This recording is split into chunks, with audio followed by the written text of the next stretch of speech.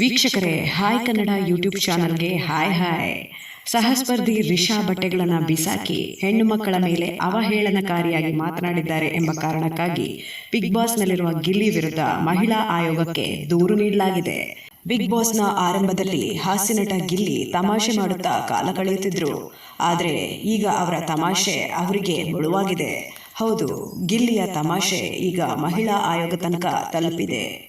ವಿಷಯ ಏನಂದ್ರೆ, ಬಿಗ್ ಬಾಸ್ನಲ್ಲಿ ರಿಷಾ ಮತ್ತು ಗಿಲ್ಲಿ ಪರಸ್ಪರ ಜಗಳಕ್ಕಿಳಿದಿದ್ರು. ಬಾತ್ರೂಮ್ಗೆ ಹೋಗಿದ್ದ ರಿಷಾ ಹೆಚ್ಚು ಸಮಯ ತಗೊಂಡ್ರು. ತಮಗೆ ನೀರು ಬೇಕು ಎಂದು ಗಿಲ್ಲಿ ನಟ ಮನವಿ ಮಾಡಿದ್ರು. ರಿಷಾ ಅದಕ್ಕೆ ಸ್ಪಂದನೆ ನೀಡೋದಿಲ್ಲ. ರಿಷಾಯಿಂದ ಯಾವುದೇ ಪ್ರತಿಕ್ರಿಯೆ ಬರೆದಿರೋ ಹಿನ್ನೆಲೆಯಲ್ಲಿ ಕೋಪಗೊಂಡಂತ ಗಿಲ್ಲಿ ರಿಷಾ ಬಟ್ಟೆಗಳನ್ನ ಎಸಿತಾರೆ. ಬಳಿಕ ರಿಷಾ ಹಾಗೂ ಗಿಲ್ಲಿ ನಡುವೆ ಮಾತಿನ ಯುದ್ಧ ನಡೆಯುತ್ತೆ. ಪರಿಸ್ಥಿತಿ ಎಲ್ಲಿ ತನಕ ಹೋಯ್ತಂದ್ರೆ ಗಿಲ್ಲಿ ಮೇಲೆ ರಿಷಾ ಕೈ ಮಾಡ್ತಾರೆ. ಈಗ ಇದೇ ವಿಚಾರಕ್ಕೆ ಗಿಲ್ಲಿ ವಿರುದ್ಧ ಮಹಿಳಾ ಆಯೋಗಕ್ಕೆ ದೂರು ನೀಡಲಾಗಿದೆ. ಅಲ್ಲದೆ ಮಹಿಳೆಯರ ಮೇಲೆ ಅವಮಾನಕರವಾಗಿ ಮಾತನಾಡಿದ್ದಾರೆ ಎಂದು ಆರೋಪಿಸಲಾಗಿದೆ. ಗಿಲ್ಲಿ ಮೇಲೆ ಈ ತರ ಆರೋಪಿಸಿ HC ಕುಶಲ ಎನ್ನುವರು ಮಹಿಳಾ ಆಯೋಗಕ್ಕೆ ಪತ್ರ ಬರೆದಿದ್ದಾರೆ.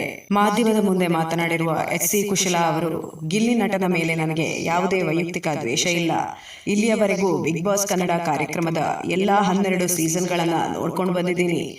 ಈ ಬಾರಿ ಗಿಲ್ಲಿ ನಟ ಮಾಡ್ತಾ ಇರೋದು ಇಷ್ಟ ಆಗ್ತಾ ಇಲ್ಲ. ಹೆಣ್ಮಕ್ಕಳ ಜೊತೆ ಕೀಟಲೆ ಮಾಡ್ತಾನೆ.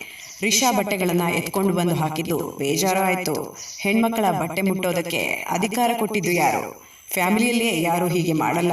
ಇನ್ನು ಅದು ಬಿಗ್ ಬಾಸ್ ಶೋ, ಒಂದು ಕ್ಷಣ ಯೋಚನೆ ಮಾಡಬೇಕಿತ್ತು ಎಂದಿದ್ದಾರೆ. ನನಗೆ ಪ್ರಚಾರ ಬೇಕಿಲ್ಲ. ಗಿಲ್ಲಿಗೆ ರಿಷಾ ಹೊಡೆದಿದ್ದು ತಪ್ಪು. ಬಿಗ್ ಬಾಸ್ ರಿಷಾ ಮೇಲೆ ಆಕ್ಷನ್ ತೆಗೆದುಕೊಳ್ಬೇಕಿತ್ತು. ಆದ್ರೆ ಬಟ್ಟೆ ತೆಗೆಯೋದು ನನಗೆ ಬೇಜಾರಾಯಿತು. ಬಿಗ್ ಬಾಸ್ ಮನೆಯಲ್ಲಿ ಹೆಣ್ಮಕ್ಳಿಗೆ ಸೇಫ್ಟಿ ಬೇಕು. ಜೊತೆಗೆ ಅಶ್ವಿನಿ ಗೌಡ ಅವರನ್ನ ಗಿಲ್ಲಿ ತುಂಬಾ ಟಾಂಟ್ ಮಾಡ್ತಾನೆ. ಪೊಲೀಸರು ಬಿಗ್ ಬಾಸ್ ತಂಡಕ್ಕೆ ಅಡ್ವೈಸ್ ಮಾಡಲಿ ಅಂದಿದ್ದಾರೆ. ಈ ದೂರಿನಂತೆ ಮಹಿಳಾ ಆಯೋಗ ವಿಡಿಯೋ ಫುಟೇಜ್ ಪರಿಶೀಲನೆ ಮಾಡ್ತಾ ಇದ್ದು, ಬಿಗ್ ಬಾಸ್ನ ಆಯೋಜಕರು ಯಾವುದೇ ವಿಡಿಯೋ ಫುಟೇಜ್ ಅನ್ನ ನೀಡಿಲ್ಲ.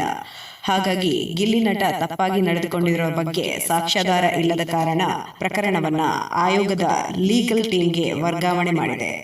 ಈ ಪ್ರಕರಣ ಎಲ್ಲಿ ತನಕ ಹೋಗಿ ಮುಟ್ಟತ್ತೆ ಅನ್ನೋದನ್ನ ಕಾದು ನೋಡ್ಬೇಕಷ್ಟೇ.